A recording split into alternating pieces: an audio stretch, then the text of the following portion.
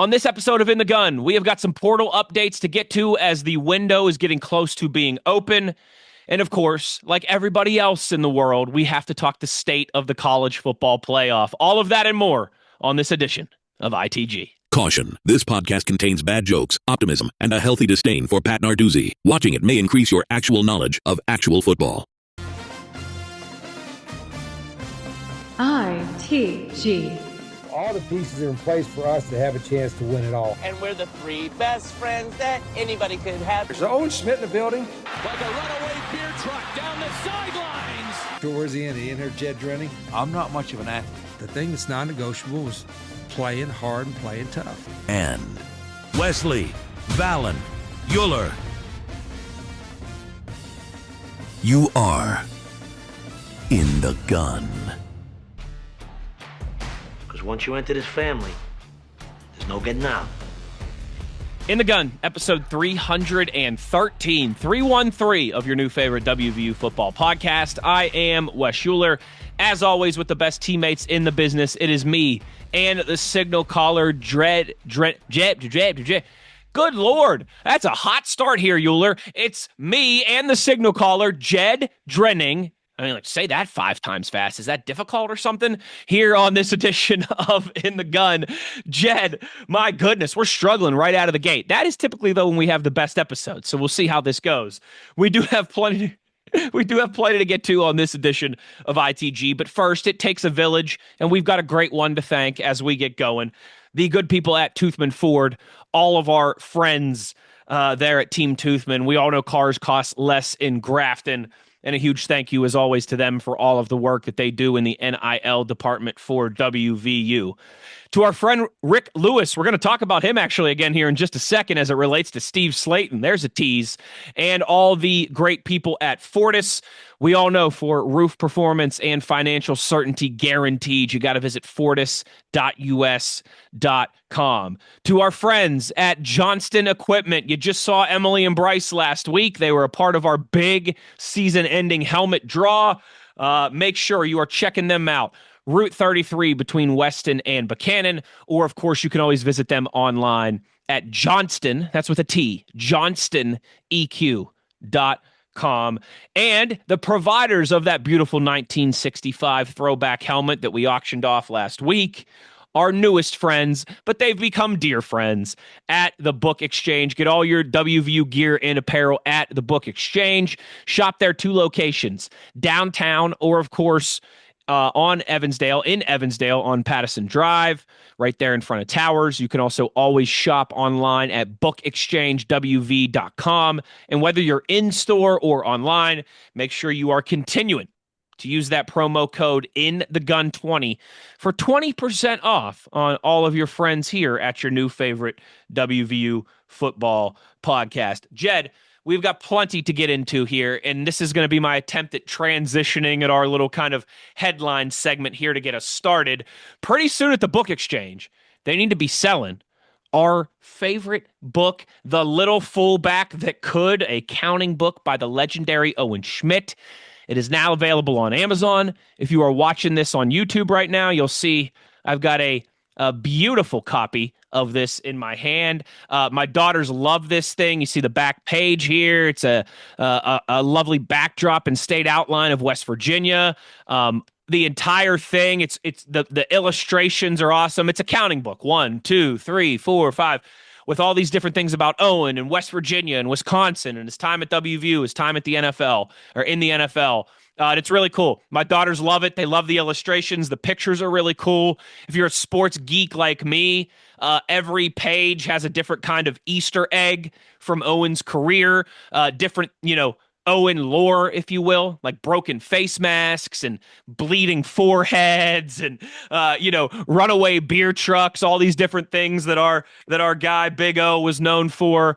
So like I said, it's available now on Amazon, The Little Fullback That Could.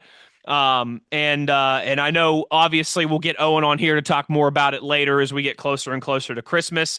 But Jed, if you need an extra something under the tree, stocking stuffer, nice, easy, simple gift. Pretty cool book here. All put together, all out in the presses. Dude, I ordered this thing and it was here like 48 hours later. I tell you what, Owen's got the crew working overtime, and pretty cool. Of all of Owen's lifelong achievements, which there have been many, he can now add author to that list.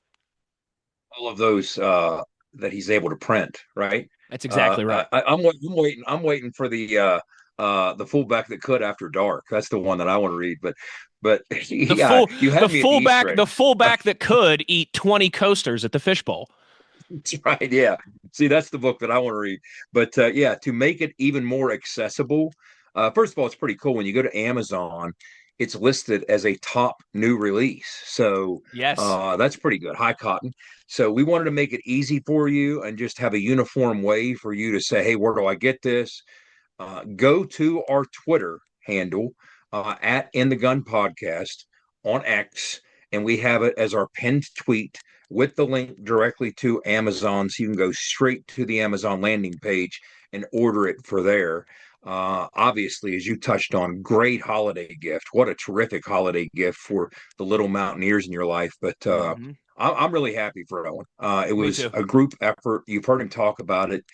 His better half played an instrumental role. She's a teacher. It involved some high end artwork. It's a really cool idea, a really cool initiative, and anything that helps the kids count.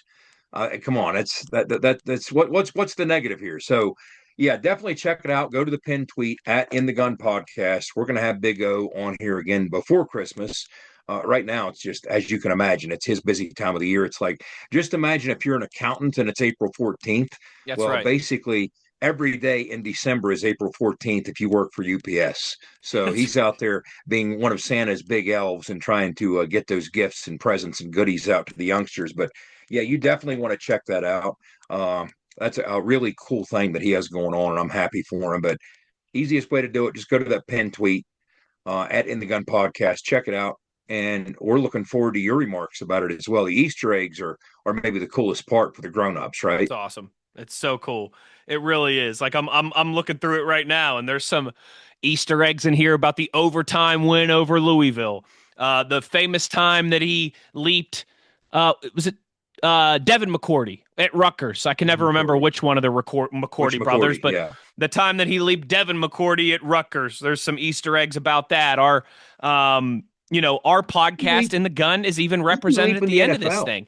Look at the end of this. Look at the end of this thing with the little Owen sitting there in the gun chair talking about the his gun chair. Yeah, but yeah, there's Andy. There's some references to Andy Reid in here and the combine and things like that. And Owen, just dragging along about a half a dozen Oklahoma Sooners across the goal line there in the Fiesta Bowl. So like I said, very cool venture by Big O. Easy, simple, one-click type Christmas gift that will make any WVU fan or any youngster in your life happy. So we wanted to make sure to go ahead and plug that for our guy, even though he's not here. And I think that even makes it more sincere when he's not here, Jed, because we didn't have to do it. We're obviously doing it because we think it's well done. But you know what? And again, we can say this easier because he's not here. What you say about, when the difference, one of the differences in guys is you say the good things when somebody's not around and the Exactly bad right. things when they are, right? Yeah. Exactly Hey, right. hey, watch what you say about my guy. He's not here. But yeah, when you look at the countless number of people who have strapped on the pads and played West Virginia football, Owen Schmitt is definitely one of those that 100 years after he's long gone, people are still going to remember for a host of reasons. He's part of the fabric of West Virginia football. I mean, when you go into the Hall of Traditions, you mentioned the broken face masks. One of his broken face masks is in there, and the story detailing it is in there. It's right in there with He's the got his menu own. from He's the got his train own trip to the pillar Michigan in State the. game in 1940. Yeah. You know, He's got his own so poster pillar thing within the stadium in the oh, concourse. Like, absolutely, yes. absolutely. But it's yeah, it's part of the fabric of West Virginia football, and that's your chance to kind of spread the love with the little ones. And that's a cool medium, a cool platform, a cool idea, and a great way to do that, to kind of introduce not just accounting, but the Mountaineer fandom, right? I mean, that's Totally. kind of what this is Totally. really about. So yeah, I'm all for it. I love it. But speaking of guys that will forever be discussed after they're long gone, we got a great segue, don't we, Wes? We sure do. And there's a couple of those Mountaineers from Owen's era. He is certainly towards the forefront of that conversation. But one or two of the guys who might be in front of him is Steve Slaton. Of course, super Steve Slaton, friend of the show here. He's been on the podcast before.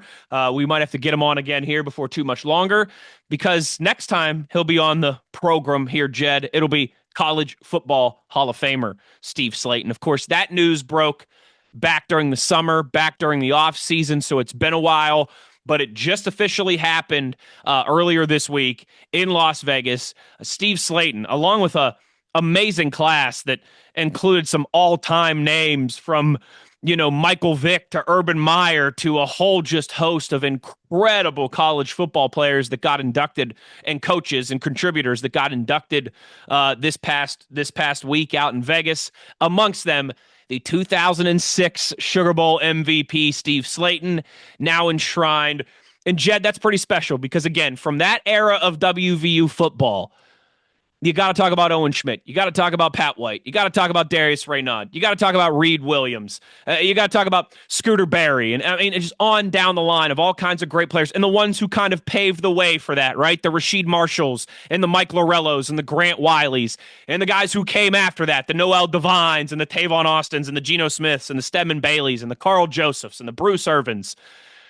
But man, it is hard to have that conversation about that golden era of WVU football, and especially those few years at the end of Rich Rod's first tenure, without quickly naming Steve Slaton.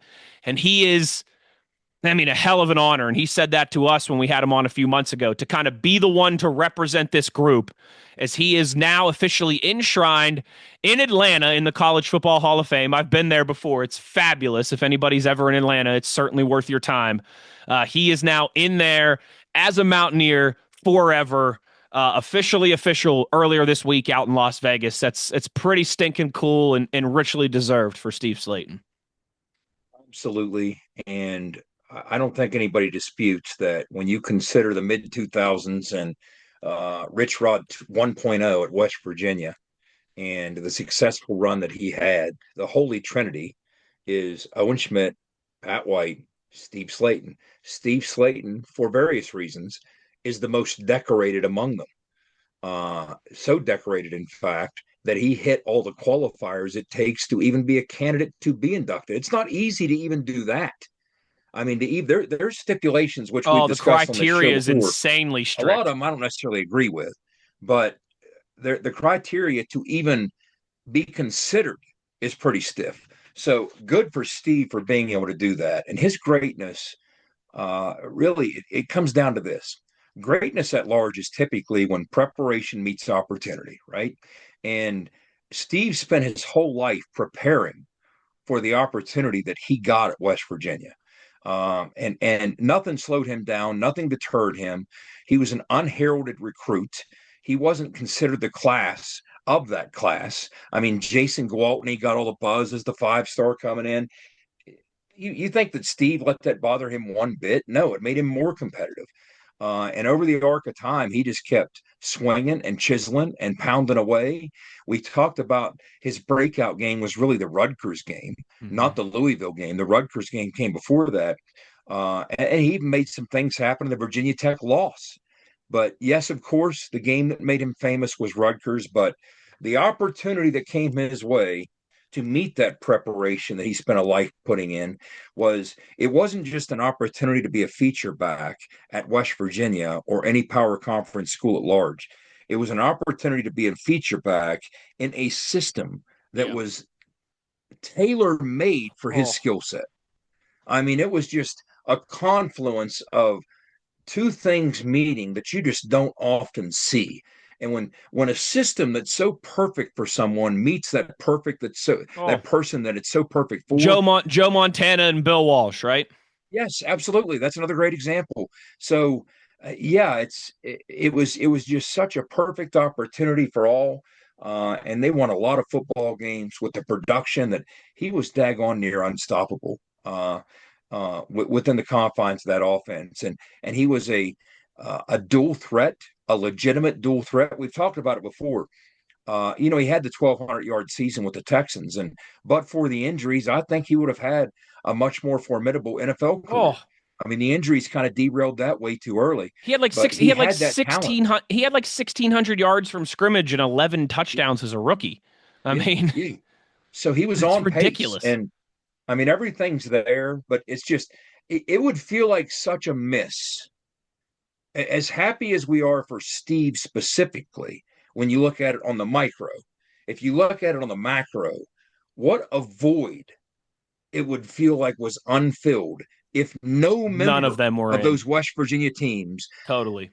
has made it to the College Football Hall of Fame to represent those teams in that era for the rest of time. It would just feel like such a huge miss on the part of college football. So I think, yes, as happy as I am for Steve, I'm also happy for the program and that era of West Virginia football. All those guys, the Owen Schmitts, the Pat Whites, the offensive line, you talked about some of the others, the role players, all those guys played critical roles, and they can all forever beat their chest and swell with pride over the fact that one of their own is enshrined in the halls of greatness in the game that they play and love, and that's what makes me the happiest about it. I'm completely with you. I mean, it would be an absolute shame if no one from those teams was represented, enshrined, immortalized in the College Football Hall of Fame. And I think, 10 it wouldn't have been 10 months ago. That's too long ago, but 4 or 5 months ago when this news came out and we had Steve on the show, like I think Owen said something along the lines of like, "Hey, Pat was the chief, right? I mean, he was the dude, but Steve was kind of the straw that stirred the drink. Like we went as Steve went, and I think there's a lot to be said for that." Jed, the final thing I'll say about him, and I go back to this. I think I probably said this, 4, 5, 6 months ago. Whenever we had Steve on, uh, his record at WVU in his 3 years here was 30-5. In games that Steve Slaton played in, WVU was 30-5 in his 3 years here. I mean, Jed, that's the type of numbers that guys from Ohio State and Alabama can say. They had that kind of record. You know what I mean? There's not many, unless you played for Ohio State under Urban Meyer or for Alabama under Nick Saban, maybe Georgia under Kirby Smart. Like, there's not many people that could say, yeah, I was only in college for 3 years. I got drafted in the second round of the draft, and I was 30-5 when I was in college as my win-loss record. But Steve Slaton can. It's absolutely incredible. You know what's crazy? If you look at the number of times West Virginia outrushed its opponent in those 35 games, that number's equally as staggering. Yes. It's crazy. What a night, what a moment for Steve. So well deserved. And you mentioned the tease earlier. I think it's an opportune time to bring it up. Our very own Rick Lewis, friend of the show of Fortis. Let's start with this. Rick Lewis is a gentleman of the highest order, one of the most gracious guys you ever meet. He offered Owen and I the opportunity to be in Vegas for the ceremony and be part of it. And again, scheduling conflicts, life gets in the way. We looked long and hard. We knew it was going to be difficult, and we just could not pull it off. But yes, Rick still made it. Had his own traveling party. He was out there as part of it. And when you look at the representatives from the university who were out there, it was everybody from Coach Rod, which makes perfect sense, was Steve's head coach. Heck yeah. Of course, Ren Baker was there. The president of WVU was there, right? We have a very active president. I'll tell you what, that dude gets around. He's part of things, I love it. So Benson, hats off baby. to the new administration. Yeah. So yeah, hats off to all who were involved. I'm very happy that Rick Lewis got to be there. He's a big Mountaineer fan. And you know what? Rick's table, here's what's funny about it. He had to rub it in that me and Owen couldn't make it. Rick sat next to John Elway's table. Of course, John Elway, a charter member or a long time member of the College Football Hall of Fame. And he had his own travel posse there, right? And so Rick said, yeah, we had 2 extra seats at our table. So Elway's crew took our 2 extra seats. And I'm like, yeah, thanks for that, buddy. But so, yeah, what a night. It would have been really cool to be there and be part of it and celebrate. But Rich and Reeder were out there. Ren was out there. So, yeah, what a special time. What a special moment. What a special night for Steve. And again, richly deserved. But I just think it all went so perfectly, and what a year for him. And even the Colorado game where we celebrated, we were 4-8, but that was one of the four, right? That's right. So He got it done even for us, that went baby. well, you know. That's right. Even that went well. So And that Sugar Bowl anniversary team, the whole deal, right? it was perfect timing, a perfect day there, and weather and result wise and everything. And I was wrong, Jed. Real quick, my math was off. I said 30-5. It wasn't quite that. It was 33-5. Actually, was Steve's record his 3 years seasons in Morgantown. 33-5. I had to double check my math, and I shortchanged Steve by 3 wins. For that, I will never forgive myself. 33-5. Get out of here. I guess that adds up. Be 11-1, 11-2, 11-2, right? Yeah. My favorite thing about Steve Slaton is that the most yards he ever rushed for was against the Pitt Panthers in 2006, and I was there. It was a good time. Had a lot of fun. Enjoyed myself. One of only 9 times in history that 2 teammates ran for 200 yards in the history of college football. Exactly right. You can count them on one hand. Yeah.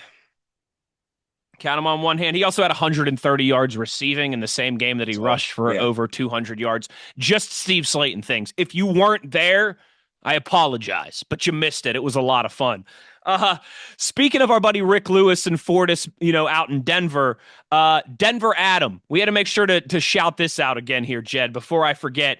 We've heard from our contest winner and from our third place drawee, but we still have not heard from Denver Adam, who came in second, and we've got a couple gifts to get to you. Denver Adam, don't make me creep on you on social media and go and find your personal contact information, all right? Email Jed at itgfootball.com so we can get you your prize pack for coming in second in our yearly contest test here. If anybody knows Denver Adam, shoot him a text message as well and tell him to listen to this episode. Be an ear and tell an ear. The Denver Adam needs to claim his prize. Now's the time to be an ear and tell an ear. But speaking of that, when I heard from the other winners, it was classic. I heard from Pat Black, WV, which, oh, by the way, that's an alias.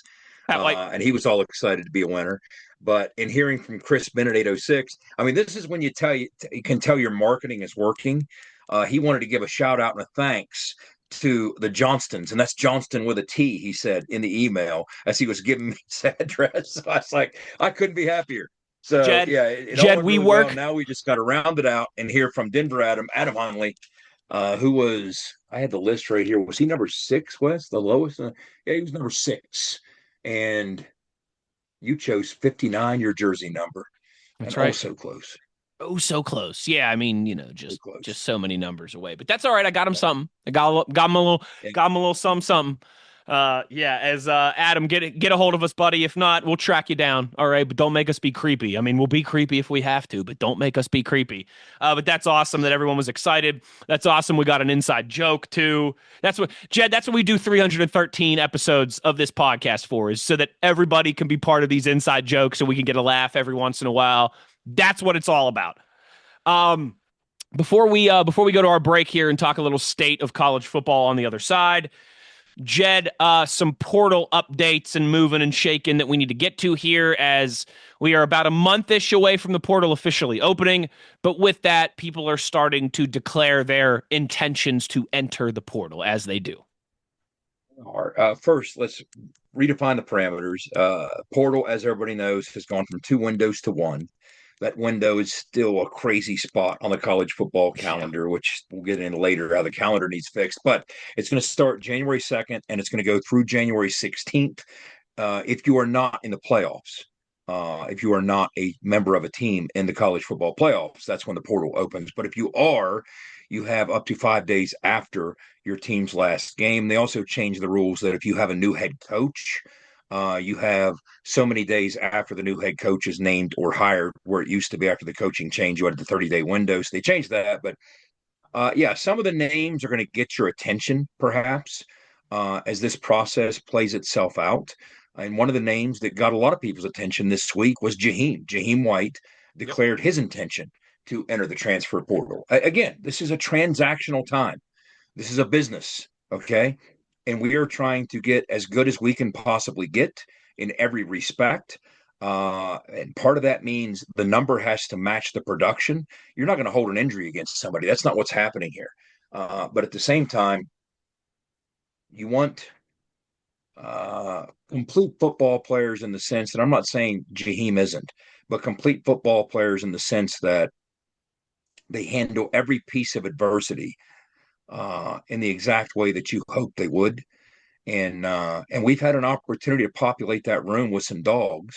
And some people respond one way, some people respond another. Yeah. So and this isn't even one of those things where I'm not going to declare, hey, since he has made this announcement, he's not going to be a piece of this moving forward. That's not what I'm prepared to say. What I am prepared to say is it makes sense under the circumstances for him to explore his opportunities and test the open market. And if in fact see somebody's willing to throw a larger number at him based on, hey, my recovery's gone well. Yes. I mean, you're risking a bit in the sense that you're injured and you're going through rehab and you want to get back to full strength. But at the same time, he was wildly productive when he was healthy. And so we're going to see, who in the open market is going to throw which number at him, see if it works or see if it doesn't. And at the end of the day, if you're all in, you're going to be part of this. And if you're not, you won't. And it's going to be nothing personal if you're not. So, I mean, that's what this is going to look like. But, I mean, what are your thoughts on this, Wes? Because we're going to see some other names, but as many new names as we've already had to acclimate to with the recruiting class, and more names are coming. That's the more important part of this piece. Once the window opens January 2nd, yes, we'll be very active. We'll be very active. Now, I would think that there are some blue bloods who probably had to spend a little more than they would have hoped on their recruiting class, which might dislodge a kid or two that they didn't anticipate in the portal.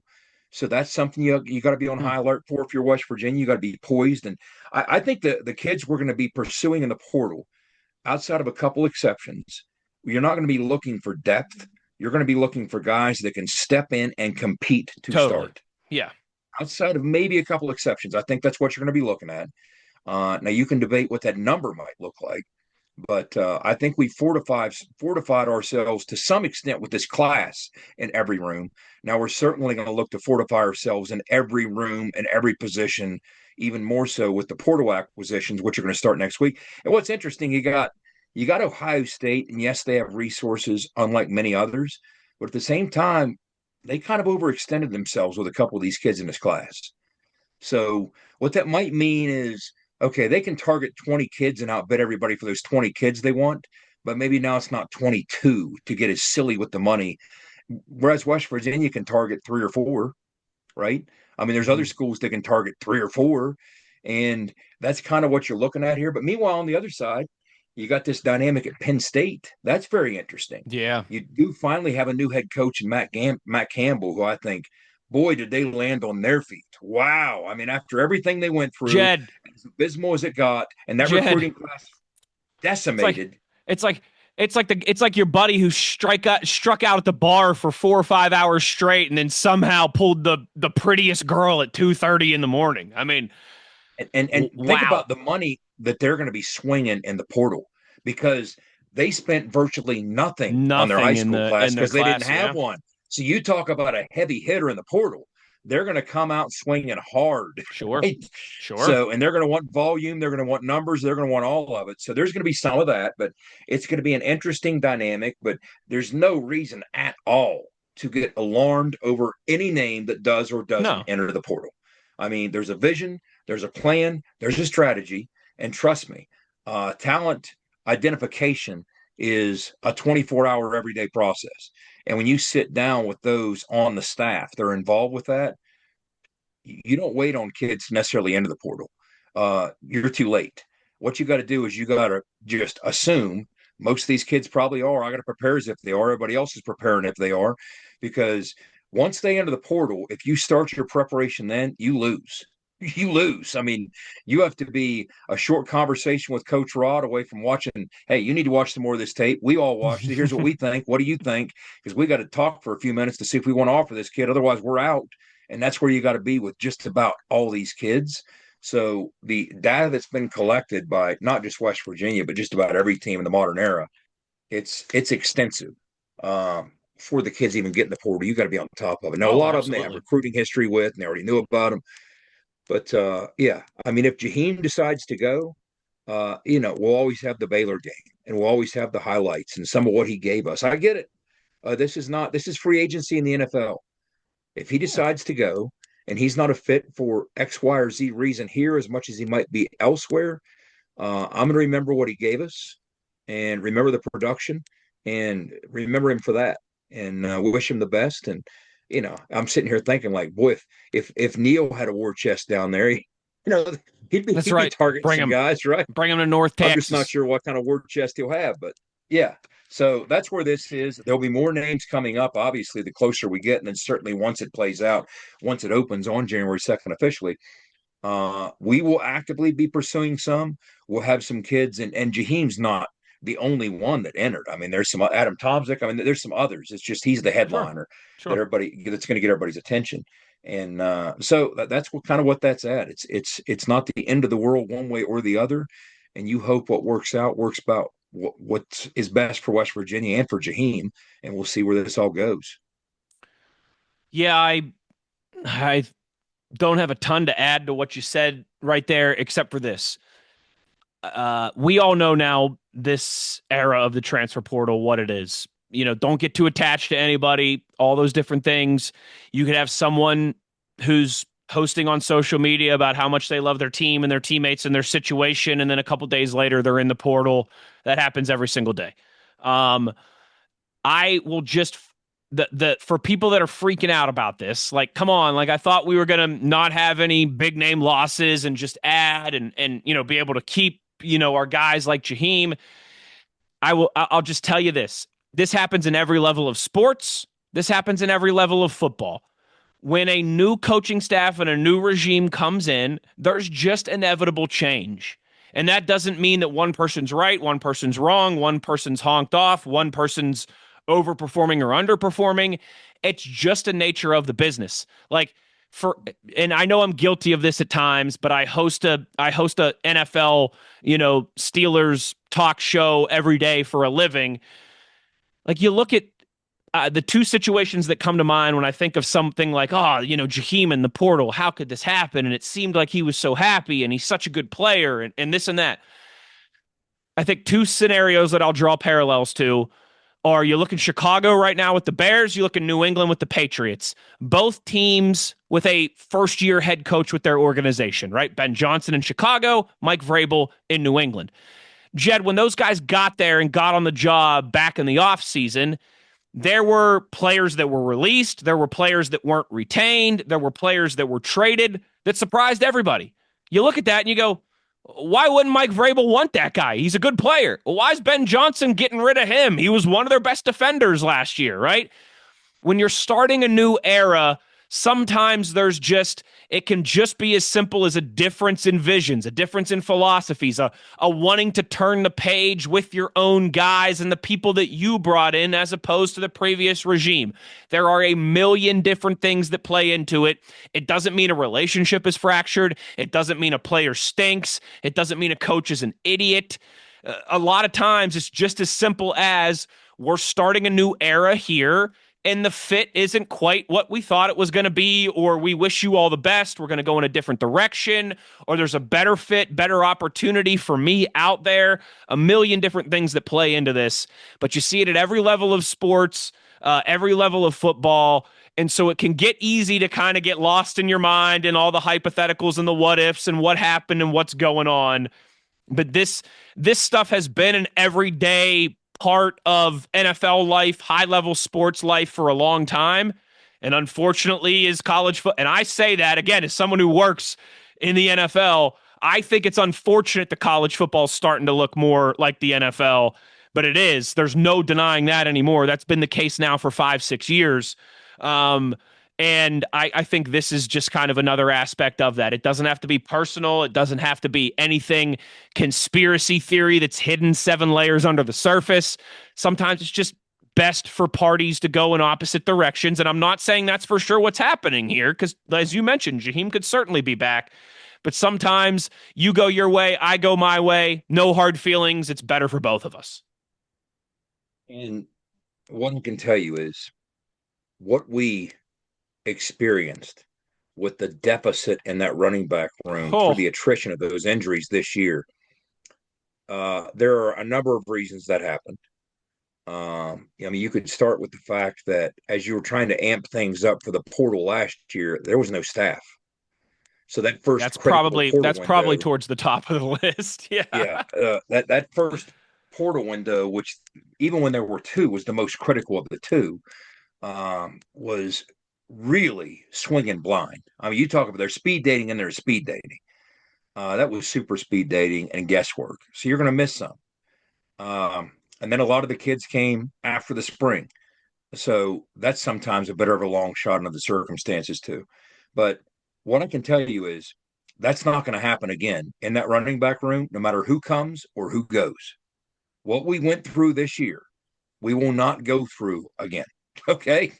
I mean, stop and look at some of the candidates that were supposed to be part of that running back room, and all the craziness that had to play out for that to happen. And some of the guys that not only did, I don't want to say miss on, I mean, there were some guys who had academic issues that you couldn't forecast that Right. didn't even Right. make it on the team. Then you're making on the team, right? That were supposed to be contributors in that running back room. These are the types of things that when you're not going in the 11th hour by the seat of your pants in year one, you won't encounter as much. So irrespective of who goes or who stays, you'll have production, you'll have top end talent, and you'll have a wide variety of skill sets coming from that room. All the things that we lacked this year, to the point that we had to convert a linebacker for significant carries in the last Right. handful of games this past season, you're that will be a choice, not a necessity, if it happens next year. So that will not happen no matter who leaves or who is retained or who is added. You're not going to see that happen again. We will be better off in that room next year than we were this year by a wide margin. I think that is the most important thing at the forefront right now. And in that regard, I completely agree with you.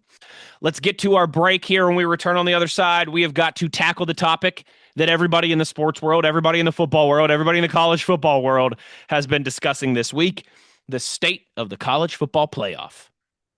I'd add Wes, Yep. because we're not going to go crazy about. We had Rich on to talk about the class last week, and boy, did that episode light on fire! Right? It's now the But third most watched episode in ITG history, and it might be number yeah, 2 by the end of the month. but some changes took place. We added a handful of kids. I'm not going to sit here and break down the kids. I just wanted to say and point out that the way this recruiting class landed, Rivals had us at number 20 in the country, which, as I understand, it was the highest ranked recruiting class for West Virginia football this century or in the modern era. I'm not even sure how far back these rankings Right. track, and which was also number 1 in the Big 12, which you got to do a lot of things right toward the top of that Big 12 when you're talking about Cody Campbell and the money that he's throwing around and some of the others. So I just wanted to point that out. When we talked last week, I think we were third in the Big 12, and we were ranked nationally somewhere Yes. close to that. But we've ascended even more as the smoke cleared and the dust settled since then to number 1 in the Big 12, in the new Big 12, and number 20, at least by Rivals, in the country. So I wanted to kind of cap this segment off with that. Well said. Good way to close down our part 1 of this episode 313. And like I said, when we return on the other side, we will talk a little college football playoff. We'll give some thoughts, weigh in on the controversy. Where could this go from here? Will there, anytime it feels like this time every year, Jed, in early December every year, you can just earmark it of like people will be having is this the end of the college football playoff? Is this the end of the ACC? Is this the end of the Big 12? Is this the end of the such and such? So we won't do that kind of crazy overreacting, but we'll have some level-headed conversation and kick it around on the other side. Wes Uhler, Jed Drenning, and you are in the gun. For nearly 20 years, Fortis has been the nation's leader in providing guaranteed roof performance programs for commercial buildings. Fortis offers roof performance solutions that feature extensive initial and ongoing reconditioning for commercial buildings as an alternative to traditional replacement with long-term performance guarantees that are backed by global leader Lloyd's of London. Fortis offers a comprehensive range of roof performance management programs that provide financial security, extend the life of our customers' roofs, and make a significant impact on ROI. Fortis is currently improving performance and increasing ROI for customers at more than 4,800 locations, with more than 140 million square feet protected, including many Fortune 500 companies that have turned to Fortis to save money, gain financial certainty, and extend the life of their existing roofs. Fortis has helped customers save more than $520 million in capital roof replacement costs for an average ROI of over 250%. To learn more, visit fortis.us.com. Fortis, roof performance and financial certainty guaranteed. Nobody supports the blue and gold Mountaineers like Toothman Ford. With over 20 NIL deals and counting, Toothman Ford continues to rally behind our student athletes. And it's time we rally and support the dealer that supports the Mountaineers. Not only does Toothman Ford offer the best prices in the state on pre-owned, their never over MSRP campaign on new Fords guaranteed to save you thousands. Drive with pride all season long, knowing you're supporting the dealer that fuels our Mountaineers. Toothman Ford, where cars cost less, in Grafton and at toothmanford.com. You're listening to Mountaineer Football Talk. ITG. When the sun's just rising and the work won't wait, you need the equipment that works just as hard as you do. Johnson Equipment delivers power, performance, and reliability day in, day out. Whether you're plowing fields, hauling loads, or planting the future, our tractors are built to take it and then some. Strong, reliable, ready. Low-rate financing available on select Coyote models. Johnson Equipment, farming made easy. Get all your Mountaineer gear in WVU apparel at the Book Exchange. They're the locally owned and operated retailer with more than 90 years of selling everything you need for game day and everything else you need to show you're the ultimate WVU fan. Shop at their 2 locations at downtown Morgantown or Evansdale on Pattison Drive, or online at bookexchangewv.com. When shopping online at bookexchangewv.com, be sure to enter code INTHEGUN20 at checkout for an awesome savings of 20%. That's right, 20%. Back in the gun here as we roll along on this edition of ITG. And we've got to close it down on the back end here, talking a little CFP, College Football Playoff. It's always Jed, that's the thing that I want to get out in front of right now. Whether it was the prehistoric days where everybody just went to their designated bowl games and a bunch of writers voted on the national champion, whether it was what I personally found to be the sweet spot, the BCS days where a bunch of computers decided who's going to play for the national championship and then slot everybody else in the major bowl games behind that, 4-team playoff, now 12-team playoff. I just want to make it clear that there's always going to be controversy, okay?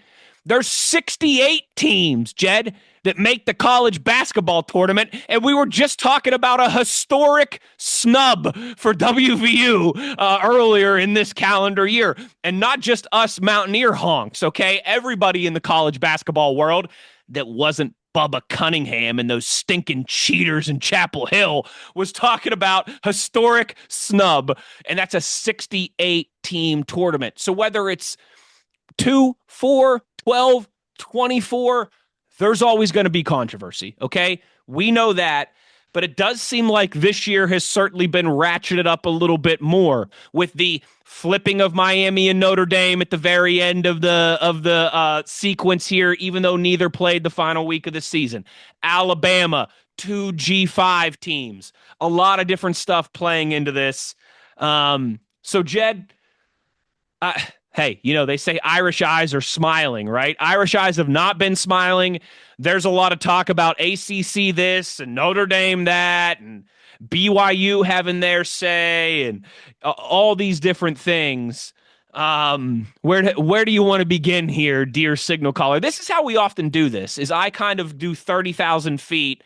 I scream out a bunch of stats about Texas Tech's defense, and then I ask you where you want to start and kind of put the pressure on you. Well, here we go again. There's a million different downloaded thoughts about the last week or so of controversy since Sunday, the last 4 or 5 days. Where do you want to start here? I agree. There's always going to be some measure of controversy. To some extent, what you're trying to do is mitigate that controversy, and we have done that. I agree with that. The worst system was the 4-team playoff, because all that did was provided just enough margin of error for the 5 or 6 blue bloods to beat their chest and tell recruits, we're the only 5 or 6 that are always in it, right? That's all it did. Going from 2 teams to 4 just provided them a bit of insulation to screw up a little bit more, because their screw ups won't be held against them like others will. That's what it always struck me is, well, hey, you just got to win the games. Well, unless you're a blue blood. Yeah, it's nice to say that. Hey, you got to have a perfect season. Your season can end in November. Yeah, unless you're a blue blood. So don't give me that. The people that like to talk about the glory days of college football, oh, every game meant something and you had to win. And if you lost a game in October, November, your season was ruined. Yeah, that's true. Unless you're a blue blood. That's true. If you're West Virginia, that's true, but not necessarily if you're a blue blood. And that's what I hated about it the most. So the debate becomes the dissent and all the arguing that takes place about who should and who shouldn't, and this should have happened and that shouldn't have happened. Is it a bug or is it a feature? I don't necessarily subscribe as much to many as many do to the fact that it's a feature. And the reason I say that, it's not what makes college football great or even different necessarily, maybe different, but not great. You know what you don't debate? What postseason has no debate? The NFL. Everything's clearly defined by division winners and wild cards, and it's set in stone, way ahead of time.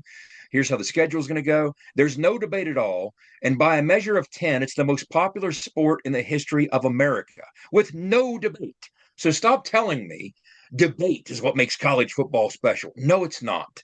I agree you need some of that because that kind of invigorates some people, a certain it's dimension such a regional sport, right? Yes, it is. That's the fundamental difference, is one region versus the other, but it's not the debate that makes it awesome.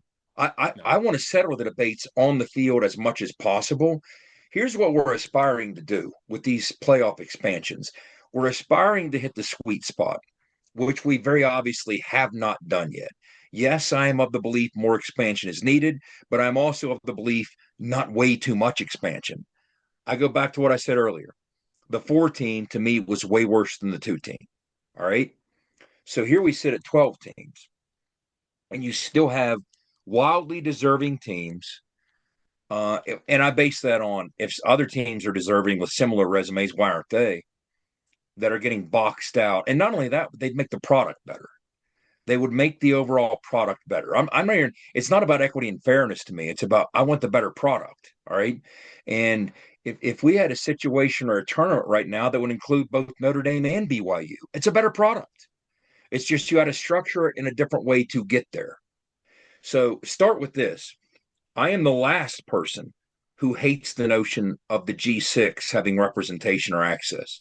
I absolutely firmly believe I am too, but 2 might be one time, too many for me. 2 of the 12? Yeah. 17% of your field? I'm totally with you on that. I want one G5 team every year, but I hardly ever want 2.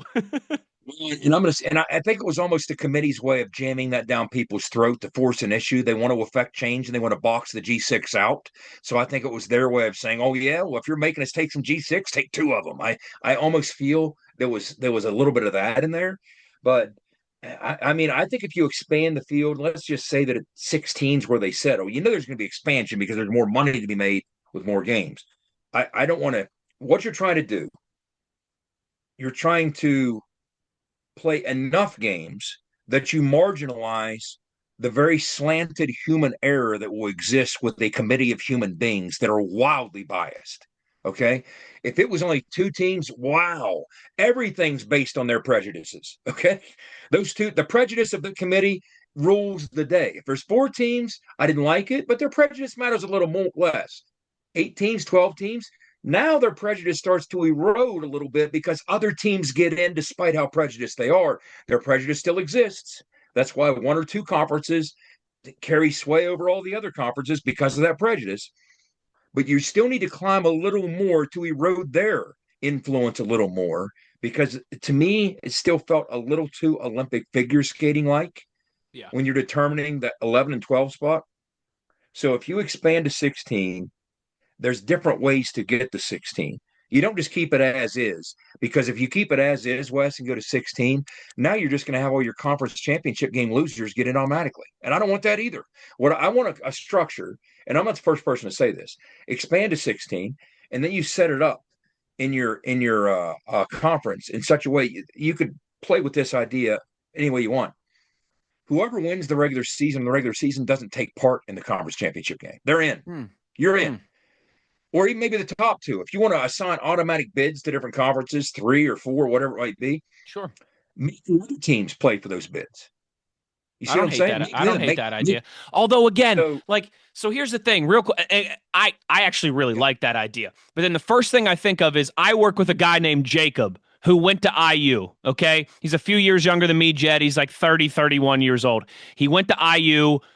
He, of course, as anybody would, drove back to Indiana Saturday and went to the Big Ten championship game with all of his college buddies.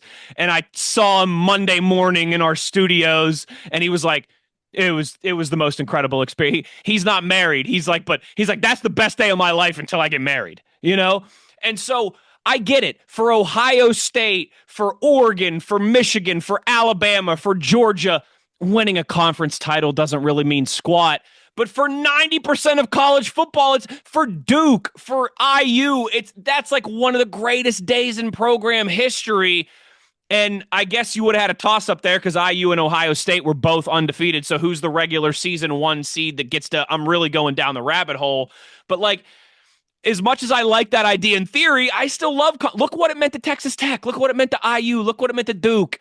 I don't know. There's no easy answer for all of this is what I continue to come back to.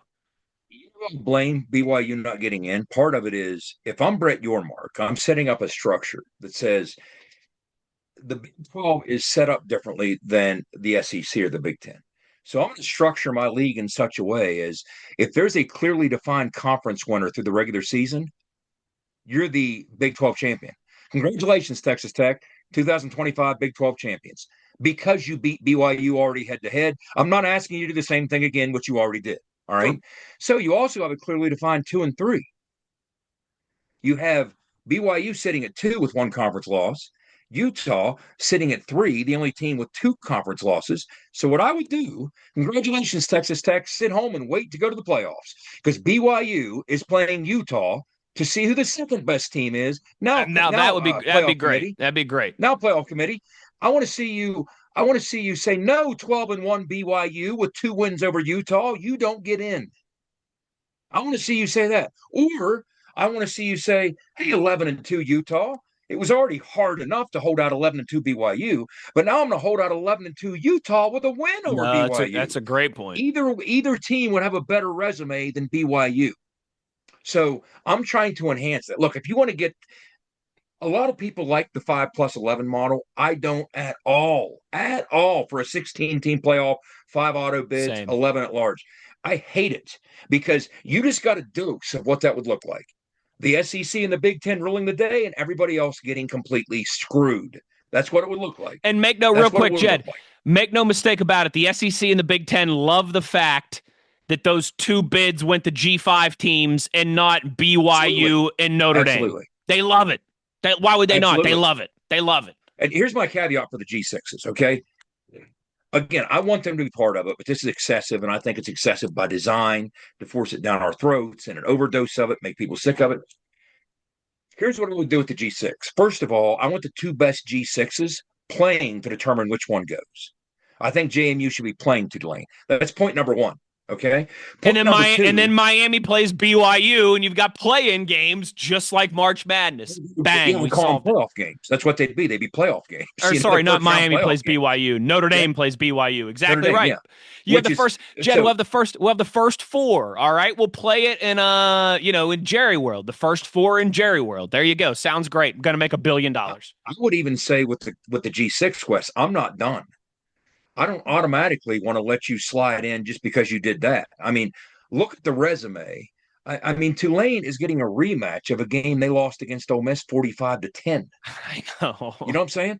So here's what I want. And they're playing Ole Miss again in the first round of the playoffs. I do not want to box the G6 out. I think the 60-some G6 teams need to start their season, start their camp with their fan bases, their teams, everybody knowing if we do everything right, we too have access to this tournament. They should. They should. I don't want half the sport disinterested. I agree. Because you're boxing them out. So here's the other caveat I would take, Wes. If you want to be one of those final two teams playing against each other for the spot to get in, those G6 teams, first, you have to be one of the final two teams. But second, you have to have a minimum of 3 P4 teams on your schedule. Sorry if you don't. You're not in. Sorry. That's up to you to schedule those. I don't care how far out you got to do it. I don't want to hear excuses about nobody wants to play you because you're a really good G6. You need to find a path to do it. I don't even care if it's bad P4s. We need some frame of reference to judge you not just against everybody else, but against your own peers at the group of 6 level. I want to see a minimum of 3 P4 teams on their schedule. And then if you have 3 P4 teams on your schedule and you're one of the best 2, you 2 should be playing to see who gets in. Those are the caveats that I would make. All right. So if you're looking at a 16-team playoff, you could. I would take the auto bid model, and I'm not so elitist that I'm like, I don't want to cede any ground to the SEC and Big Ten. Look, I have eyes, I have ears, I watch the NFL draft. I get it. I get it. I don't think they'd ever sign up for this, but I think you need to start thinking like this. Count up a 16-team playoff, Wes. 4 auto bids SEC, 4 auto bids Big Ten. That's 8. 3 auto bids Big 12, 3 auto bids ACC. That's 14. 2 at-large auto bids. One of them is actually carved out for the G6. For the leaving G6. Only one true, yes. One's G6, okay, and one is an at-large. Good luck, Notre Dame. I don't hate that. That's what you're doing. You're fighting against the rest that you're fighting against. Now, here's how you do that, Wes. I just said you got, and I would rather see this than what we're currently seeing, than a committee sitting there telling me, well, Ole Miss lost their coach, but 10-2 Ole Miss without their coach is better than 11-2 BYU because we think so. I mean, the most egregious thing I heard out of the committee was when Hunter Yurachek, the committee head, who, oh, by the way, is the AD at Arkansas, who got blown out 56-13 in front of his very eyes by Notre Dame, all right? He told the committee, he said this in an interview like it was a good thing. When he was asked, well, hey, how'd you make this decision between Miami and Notre Dame? Well, obviously, when you looked at the metrics and the variables, they were all so really close, and they were all really close. Great. He said, so I charged them with going back and really looking closely at that matchup, which was a long time ago. What did you say? So in other words, you told them, hey, ignore the scoreboard. Completely ignore the outcome of the football game and go scrutinize with your own eyes because your own eyes know better than the football gods and the scoreboard. God forbid the best team doesn't always win. Sometimes it doesn't for a reason. He told them to go look and decide with their own eyes. You have the outcome of the game. Miami won the football game. That was the easiest thing ever to me. You are literally telling them to judge it like the Olympic figure skating But Jed, model. it's hilarious Literally. because for 5 straight weeks before that, like this is my biggest beef. It's the same thing that happened at TCU in 2015 when TCU was ahead of Ohio State for a month and then got leapfrogged for when they didn't play or anything like that at the end of the year. That's the only beef. Listen, Miami should be in over Notre Dame. I know it was back in August, but they still played this year, and that has to matter. Miami should be in over Notre Dame. The beef for Notre Dame is for 5 straight weeks you told me that didn't matter, and you had me ranked ahead of Miami, and then neither of us played, and all of a sudden that mattered. Well, then you should have had Miami ahead of us in the entire time, and so. I think they got it right, but their process and their path to getting there was BS, and they just completely, Lucy pulling out the football from Notre Dame, which I have no problem with, by the way, but I'm just calling it like it is, which gets me back to Jed. All of this is going to frustrate somebody, somewhere, somehow, until you want to be the National Football League, college football, so just do it. Have exact parameters for playoff qualification and no wiggle room, no committee, no controversy. There you go. Take what I just said. If you have 4 autos SEC, 4 autos Big 10, 3 and 3 ACC and Big 12, you're sitting there thinking, what? You want 3 in the ACC who just had Duke win the conference? Here's how you structure this. First, one of the issues is Duke was part of a second-place tie with 5, 6, and 2 teams with conference records. These conferences are too large and unwieldy. When you have an 18-team league, the tiebreakers are going to be crazy. But here's what you do, Wes. It is definitive. And good luck arguing at 17 passionately when this is the format. SEC going into the season, you got 4. Here's what's going to happen. The 2 best teams in the conference sit home and watch. They're in. 3 plays 6, 4 plays 5. The winners of those games advance, just like the NFL. No bitching, no crying, no whining. Everything's played out based on the field, based on the outcomes. But right now the conferences are so big, everybody can't play everybody else head to head because, again, and take the Big 12. So that's you can do the same thing. You could do the same thing with 3 automatic bids. You could say, hey, if you're the conference winner, you're in. But outside of that, 2 plays 4, 3 plays 6, however you want to do it. That's the format and the structure. Going in, it's not 12 guys in a room just arbitrarily watching tape and making stuff up and who knows what they're saying and not saying. There's a reason there's not a live camera in there. Well, all these discussions are taking place because I'll make a concession here. As a Big 12 guy, yes, it's more interesting and captivating to me if BYU's in it. I think BYU is a good enough football team to be part of this. Their only 2 losses were to a top 4 team. They're 11-2, but I'll make this concession. People ask the question, well, how can you drop BYU after getting blown out by Texas Tech, but you don't drop Alabama after getting blown out by Georgia? I can answer that question. It's pretty simple. BYU had 2 cracks at that top 4 team. And in both cases, they got blown out and they were outclassed. Alabama had 2 cracks at that top 4 team. In the first one, on the road, they won. They did. That's different. I'll admit, I understand why you didn't drop them. This was almost okay, you've shown you're right there with Georgia, but holy cow, are you actually way better than Georgia? Because to beat them a second time, it'd be way better. You're already right there with them. You beat them at their house, right? That's the difference with that. I get that part of it. But here's the strength of schedule dimension to this, Wes. I wanted to keep this up too, because these types of things have to weigh in and they have to matter on some level. But again, strength of schedule is going to be influenced by preseason models, which are going to be influenced by the bias which is such crap because, like Jed, they talk about Oklahoma's big win at Tennessee. They talk about Vanderbilt's big win at Tennessee. Tennessee sucked this year. They were just propped up the entire year as a top 15 team. They beat nobody with a winning record. Texas A&M too, and I think Texas A&M deserves to be in the playoff. Don't get me wrong, but all of their SEC wins came against the bottom table at the bottom half of the SEC. They only played 1 team the whole year in the top half of the SEC. It was Texas the last week of the season at home, and they got beat. Or sorry, pardon me, that game was in Austin, actually. I'm pretty sure. Was it in Austin or was it in College Station? It doesn't matter. Here's the only reason. So, like, it's nuts to me. Like you're right. The preseason rankings that prop up Tennessee and prop up A&M and it's a joke. It's an absolute joke. They talk about Oklahoma's big win at Tennessee. That's not a big win. Tennessee sucks. To me, the only reason I even bring up strength of schedule is with all those biases baked in, favoring the SEC to a much larger extent even than the Big Ten. Yeah. But certainly hurting the Big 12. Even with all those baked in, BYU's strength of schedule is 29th in the country. I know. Which, if you look at the field, Wes, only 2 teams, and of course they're both in the SEC, have a greater strength of schedule. Of course. Here's the other one. And this is what we got to get into, Wes. You know who is unbiased and doesn't care about any of this? They don't care about the logo on your jersey. What's that? Computers? Vegas. Oh, Vegas. That's true. Yes. They care about money, baby. Futures. Yes. When you look at the futures, this is what tells you. I don't care if you love, hate, or you're indifferent to Notre Dame.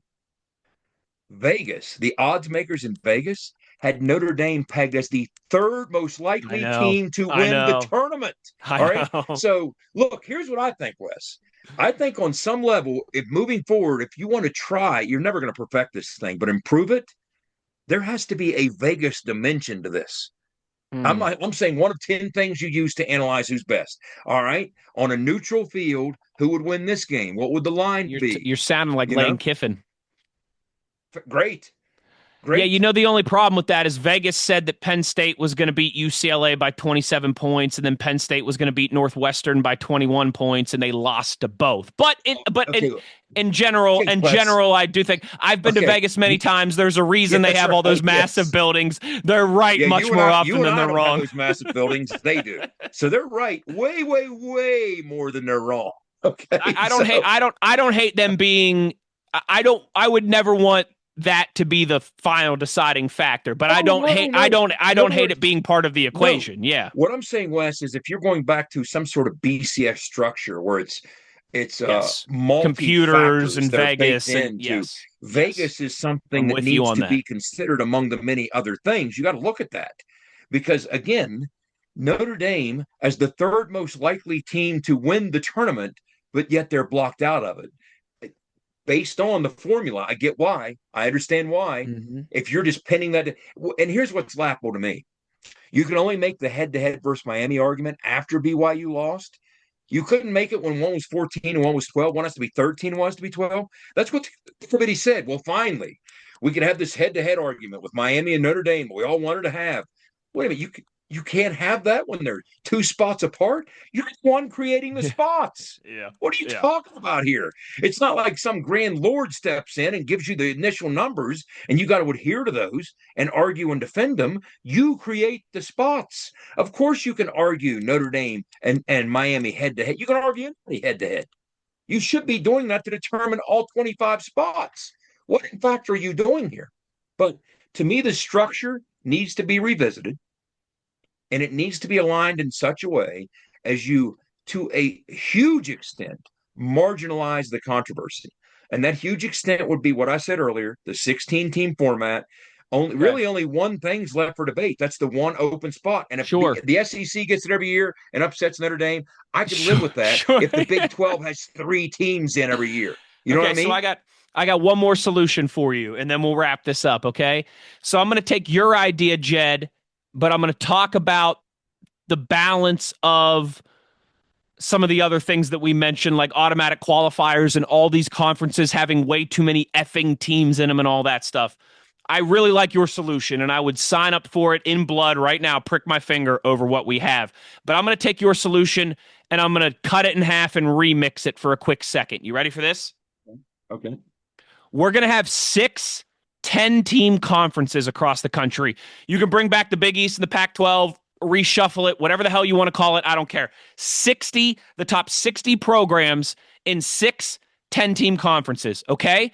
They're all going to play each other. You're going to play 9 conference games every year against each other, and there's going to be a clear-cut winner at the end of the year. Those 6 clear-cut winners from those 6 10-team conferences are going to the playoff. Then you put all the other, whether it's 20, however many it is, G6 teams in groups themselves. One team from there is going. Whoever wins that group is going. So that's your 7th.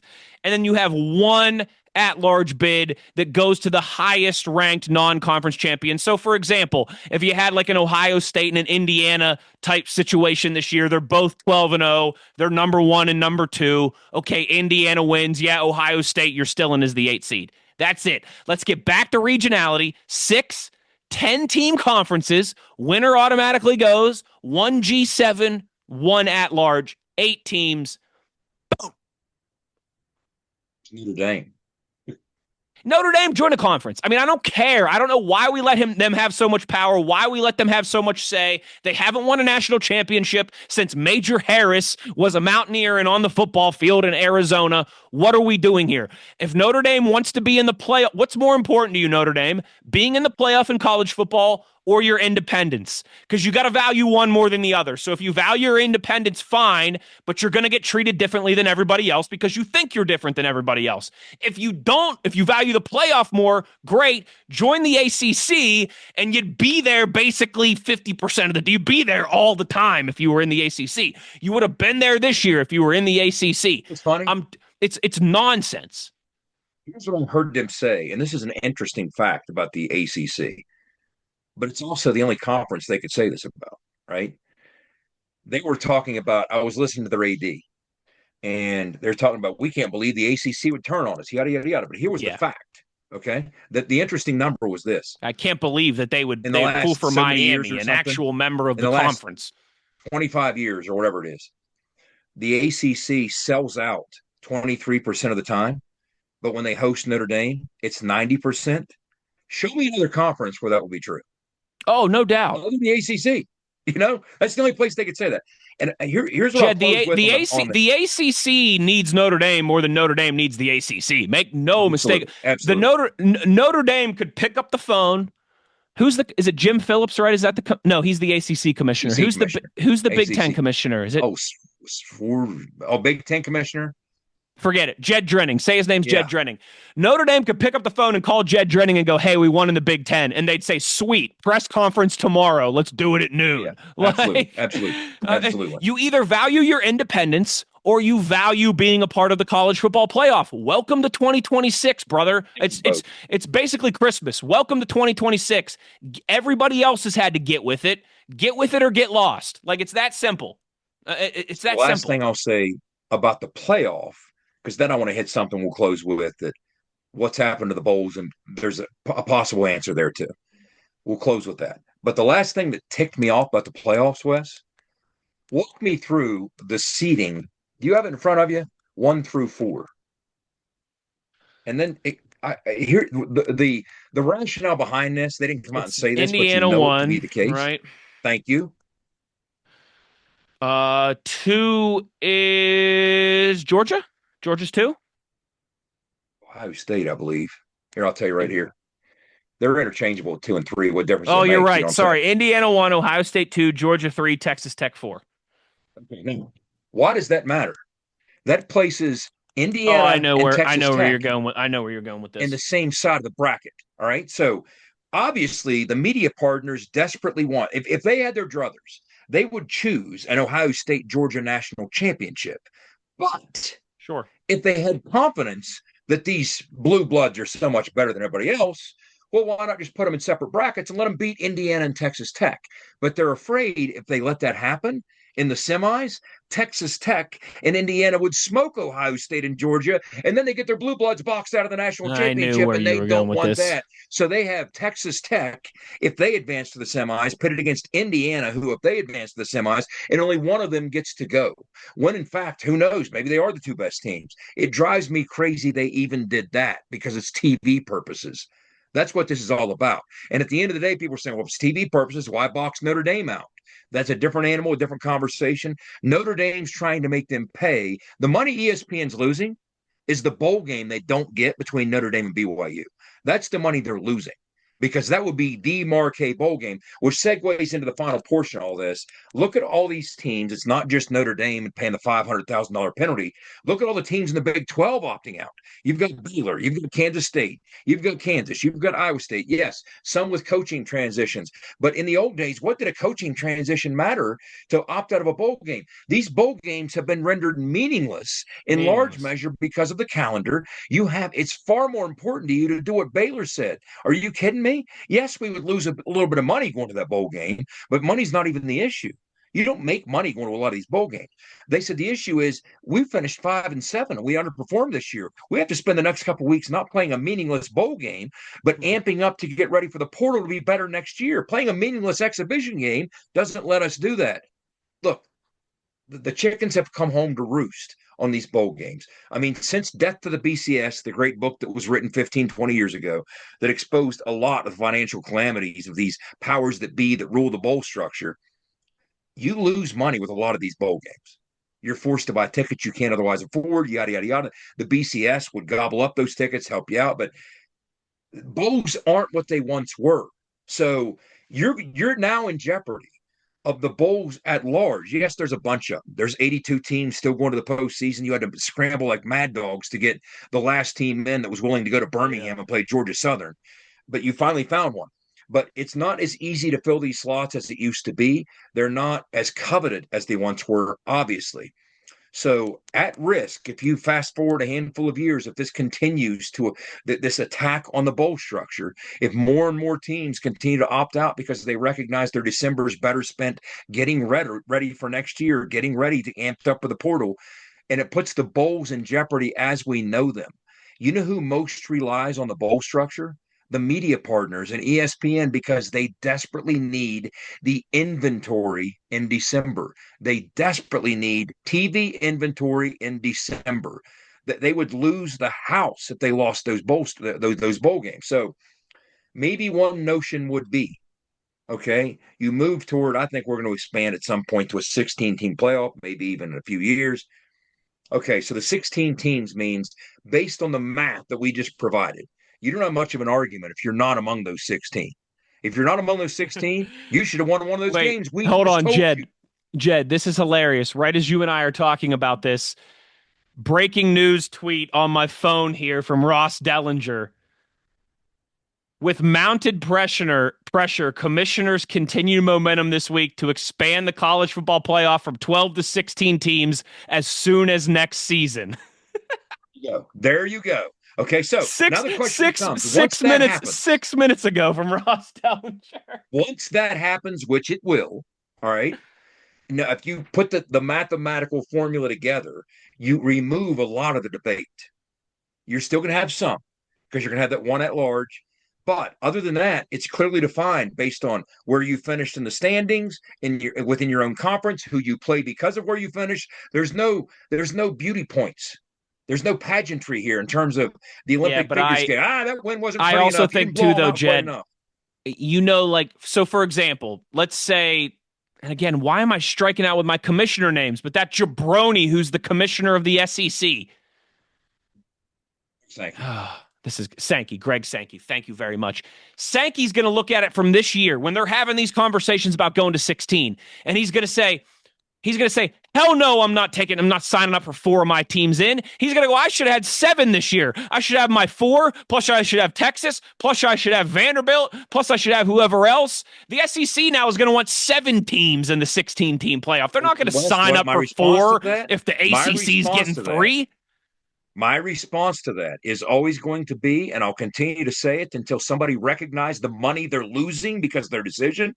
Why is college football, by a wide margin, the second most popular sport in America, twice as popular as the NBA, but make half as much money? Congratulations, sir, as you continue to hemorrhage billions of dollars out of your very own pocket for thinking the way you think.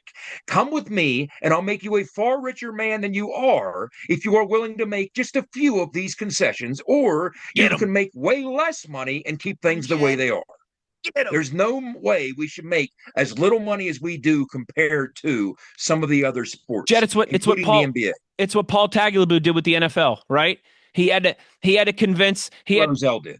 Rozelle, yeah, that's right. Pardon me. You're right. Tagliabue, yes, exactly right. Rozelle, he had to convince the Bears and the Giants to take the same media in the Cowboys to take the same media rights as the Packers and the Steelers. Yeah. Because once this high tide is going to rise the level of everybody's ship here. In an era when those large metros like Chicago and New York had their own media deal with CBS New York, NBC Chicago, nobody else had that. And he had to convince them to see the big picture. Trust me with all the inventory, and I will make you far richer than you could ever dream. At some point, the SEC and the Big Ten need to recognize how much money this current structure is costing even them. That's my whole point. Cutting off their nose despite their face. Yes. At some point, somebody with the financial sense to recognize this will come around and say, you know what? It was great having 7 or 8 teams, but I might settle for 5 or 6. If it doubles my money, I might settle for 4 if it doubles my money. No. I want half the money in 7 or 8 teams.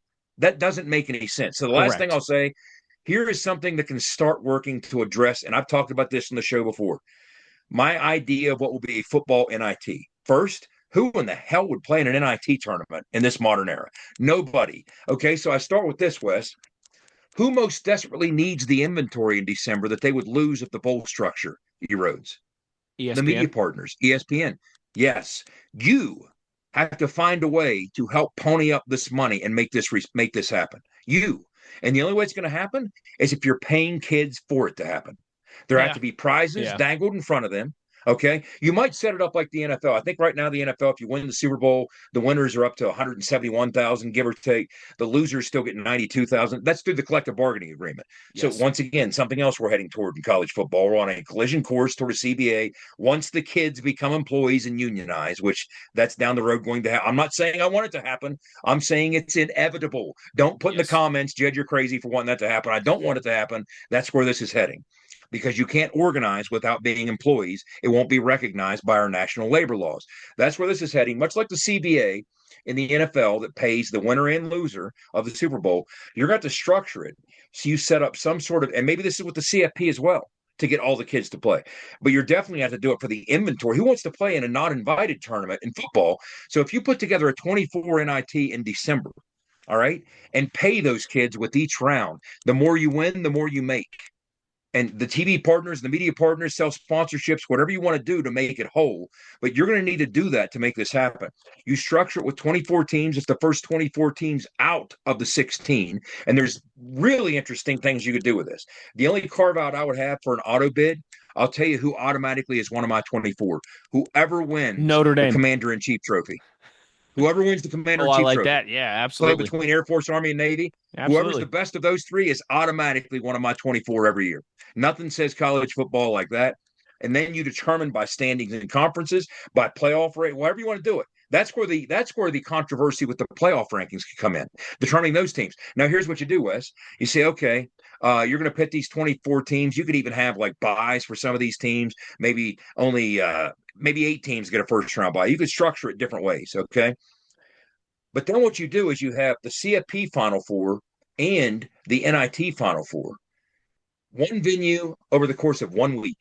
It's in Atlanta, it's in Miami, it's in Vegas, wherever it is. The Final Four for both tournaments are in that town that week. Imagine if West Virginia is in the NIT Final Four, and you can go to Atlanta to watch the Mountaineers in the semis and the NIT finals, and you can watch the national championship, the national semifinals. If you're in the same city, you're bumping into fans from those same teams. I mean, you have that opportunity. So you have a Final Four. You pick the venue. You spend a week there. Play games Friday and Saturday 1 week, Friday and Saturday the next week, however you want to structure it. And here's the other thing you do.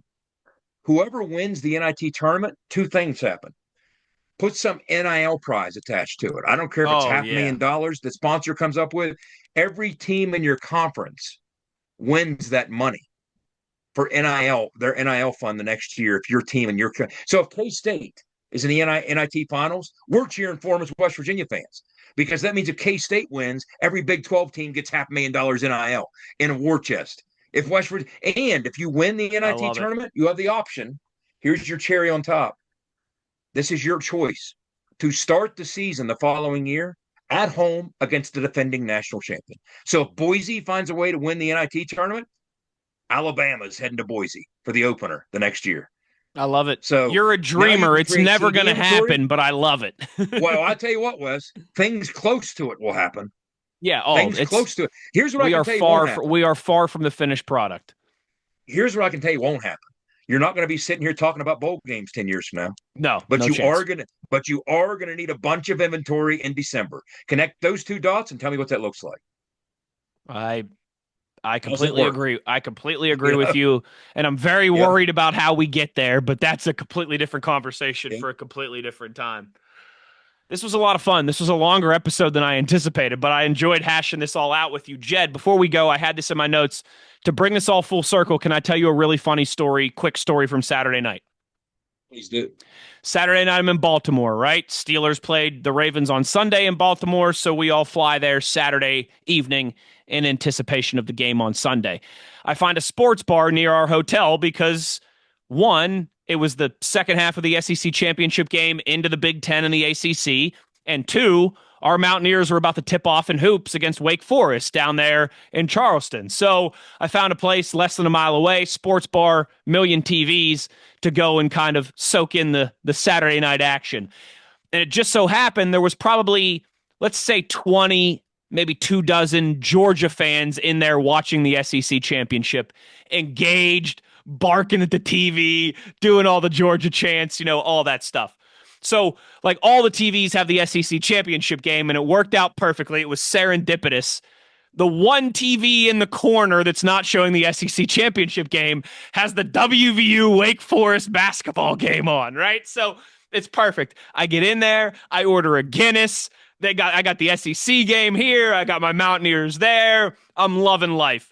I'm there for about 10, 15 minutes, and something happens in the WVU game, missed rebound, bad call, whatever it was, and I kind of blurt out at the TV like I can't control myself. I'm like, oh, come on, what are you doing? Or, oh, come on, you kidding me? While I'm sitting at the bar. And this group of like 24 Georgia fans, they look over at me and they're like, you a bulldog? You watching Georgia? And I was like, no, guys, I'm yelling about this December college basketball game between WVU and Wake Forest. Don't mind me. But they were like, you a dog? Are you a dog? Get over here and sit with us. Are you a dog? And I was like, no, sorry, boys, sorry. I'm just, I'm watching WVU Sugar Bowl hoops. champion. I'm a 2006 Sugar Bowl champion enjoying the game over here. I almost said I'm yelling as Steve Slaton runs down the sideline for another touchdown, but no, they were all about my age, so they probably weren't even Georgia fans back then, right? They probably just got into it in the last 10 years. But it was 20 TVs in this place. 19 of them are showing the Georgia game, and I'm screaming and yelling, and they're like, "Are you a dog?" And I'm like, "No, I'm sorry, guys. I'm watching the WVU Wake Forest college basketball game up here. Don't mind me." Wow. They all thought it was hilarious. They were cracking up. They were like, "We love your energy. We love your energy." So there were that many Georgia fans sitting there watching that. There was about 20, 25, some. I think the spot that I wandered into was like clearly like a Georgia watch party spot in Baltimore. And yeah. It was funny. Like as soon as that game ended and they rolled out, like 20 or 30 Ohio State fans rolled in. So that bar must have like been doing some stuff with those fan bases. I remember back in 2011 when we played. I'm trying to remember who we played in DC, but we played some. Was it Maryland? WVU 2011 reference. Let me see the schedule here. Before we played LSU, that's who it would have been. Let me see here. Because I bumped into this dude. Yeah, it was Maryland. We beat them 37 to 31. That makes sense then. Okay. So, yeah, it makes sense. I remember after the Maryland game, we were in D.C., and we went to Ford's Theater, and then there's a gift shop across the street, down the street from Ford's Theater. And I was in Ford's Theater, and I saw this dude. This is the day after the Mountaineer game. Okay. Well, the next Saturday, a week later, we play LSU. They're coming to Morgantown for that game day and all that. Yeah. And I'm in the Ford's Theater gift shop, and I see this dude completely decked out in LSU clothes, hat, shirt, pullover, everything, right? And so I asked him, I said, "Are you going to the game next week over Morgantown?" He said, "Why do you think I came north? I'm just taking in some sights, getting ready for the game next week." Those SEC dudes, yeah, they do it seriously. Oh, buddy, so I'm not surprised you had 20 Georgia guys in that bar. You know, this guy came up a week early. Every time Jed, 30, 40-year-old grown men, every time they do something, yeah, it's half amazing, it's half pathetic. I don't know where I come down. I never heard that chant until McAfee did it. It's the first I ever heard it. Who's that coming down the track? Yeah, they were doing that all Saturday night. By the way, Geno Smith threw for a casual 388 yards in that win over Maryland in 2011. No big deal. Just 380, yes, 388, 388. No big deal. 388. Just casual things. That was a crazy game. That was one of a couple in a row we had in College Park that were crazy because we had the 40 to 37 game the next time down there. The walk-off by Josh Lambert, in which Clint Trickett, by the way, threw for a smooth 511 in that game. I remember. The reason I remember, most yards ever in a true road game by a Mountaineer quarterback. Schuyler's were more, but that was a neutral site bowl game. Sure. But we had some shootouts down there. But I'll close the conversation with this. I think back in terms of the playoffs and the craziness. I heard people saying for decades, the last 20-some years, it's going to reach a point where we're openly paying college athletes. And they were always met with the same level of, "You are crazy. That's never going to happen." Oh, sure. And I remember them saying that. And what I do is I infuse into that memory, those people saying that. And I kind of thought it when they said it. I'm like, I don't know if it's going to be openly as you're thinking. But there were people swearing up and down it was going to happen. And here we are. It's more than openly. But I try and combine what I learned from being wrong about that. I didn't think we'd live to see this day. Okay. And I combine it with what I learned in 2020 during COVID. I told my wife about halfway through 2020, that's it. Never for the rest of my life am I going to say, I never thought I'd see that again, or I never thought I'd see that happen. I'm done saying that. So I'm going to combine what I learned during COVID. Never thought that. We'll never see that happen with what I learned from those people saying about college football. Wow, one day we're going to get paid. Oh, you're crazy.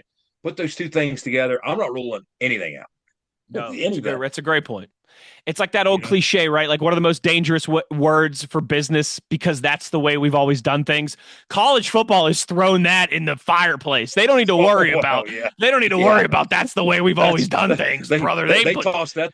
They tossed that thing on Kevin Brown's couch. That's right. They put that thing about 6 feet deep about 6 years ago. Get out of here. Great stuff. Great stuff today, Jed. That was a lot of fun. I enjoyed the conversation. Thanks to our co-host and producer, Mr. Do-It-All, Schuyler, for throwing this together. For the author and the Runaway Beer Truck, Big O, make sure you're scooping that book on Amazon as a Christmas gift here in the next couple of weeks. He's the signal caller, Jed Drenning. I'm Wes Uhler. Take care, everybody. We'll talk to you soon. As always, the one thing we ask of you is to be an ear and tell an ear about your new favorite WVU football podcast. You've been In the Gun. ITG. The fun doesn't have to stop here. Be sure to hit subscribe and never miss an episode. If you have any questions, suggestions, or feedback, be sure to follow us on X at In the Gun Podcast. Join us again next time. Until then, tell an ear to tell an ear about your new favorite WVU football podcast.